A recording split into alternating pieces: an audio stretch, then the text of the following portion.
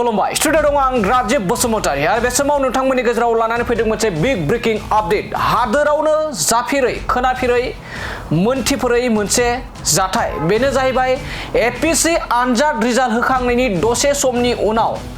Assam public service कमिशननिफ्राय बेखौ एबा रिजाल्टखौ बोखांफिनना लानाय जाबाय नाथाय मा जाहोननि थाखाय बोखांफिनना लानाय जादों गुबै बाथ्राखौ कमिशननिफ्राय दासिमबो पाब्लिक सार्भिस कमिशननिफ्राय दासिमबो बेखौ रोखा फोरमायथियाखै आरो बे जाथायखौ लानानैनो रायजो नाङैनो बे समाव खौरां बिजोङाव गोसारनायजों लोगोसे गोबां बे समाव दान्थे बिदान्थेया सोलिनो एबा दान्थे बिदान्थे जागायनो हमबाय जेराव एपीएससी आनजाद बयनिख्रुइबो आसाम रायजोनिनो गोजौ थाखोनि गोजौसिन थाखोनि मोनसे साख्रि बे साख्रि थिसनथायाव बेफोरबायदि जुदि गोरोन्थि जायोब्ला सोरखौ फोथायनो होननानै बेबायदि गोबां बे समाव सोंलु सिखारदों जेराव जोंनि बर' हारिनिफ्रायबो गासै 9 बिजाथिफोरा बे एपीएससी आनजादाव उथ्रिसारनो हादों लोगोसे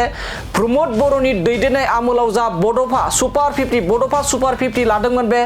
बड'फा सुपार 50 लानायनिफ्रायबो गासै 7 एसीएस सासे लोगोसे गुबुन गुबुन बिफानाव एपीएससी आनजादाव उथ्रिसारनो हादोंमोन नाथाय दुखु गोनां बाथ्रा बे समाव एपीएससी आनजाद रिजाल्टखौ बोखांफिनना होनाय जाबाय आरो दसे समनि उनावनो बे एबा खम समनि गेजेरावनो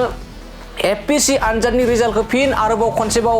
फोसावफिनगोन होननानै बे समाव मख'नाय जादों आसाम पाब्लिक सार्भिस कमिशन बिफाननिफ्राय बे समाव गोबां सोंथि सिखारदों मा जाहोनाव एसेबां गोजौ थाखोनि बेबायदि बिफाना बेबायदि गोरोन्थि खामानि मावनो मोनखौ सोरखौ फोथायनो हागौ बेबायदिब्ला होननानै गोबां माने बे समाव सोंथि सिखारदों थारैनो जोंनि बर' हारिनि गेजेराव फिन आरोबाव जेराव गुबुन बोसोरनिख्रुइ जोंनि बर' हारिनि गेजेराव गोबां खम उथ्रिसारदों एपीएससी आनजादाव पाब्लिक सार्भिसाव जा आसाम पाब्लिक सार्भिसनि जा साख्रि थिसनथाय बे थिसनथायाव गोबां जोंनि बर' हारिनिफ्राय खम उथ्रिसारनायखौ बे बोसोराव नुनो मोननाय जादों जेराव थांनाय बोसोरफोराव खमैबो 15 20 25 सान 25 बेसिमहालागै जोंनि बर' हारिनिफ्राय उथ्रिसारदोंमोन नाथाय बे बाराव जोंनि बर' हारिनिफ्राय 9 उथ्रिसारदों आरो बेनि गेजेराव 5 बड'फा सुपार 50 निफ्राय उथ्रिसारनो हादोंमोन नाथाय बे समाव एपीएससी आनजादनिफ्राय एबा आनजादनि जा रिजाल्ट बे फिथाइखौ बे समाव बोखांना लानाय जाबाय आरो बे बोखांना लानाय जानायनि गुबै जाहोनखौ दासिमबो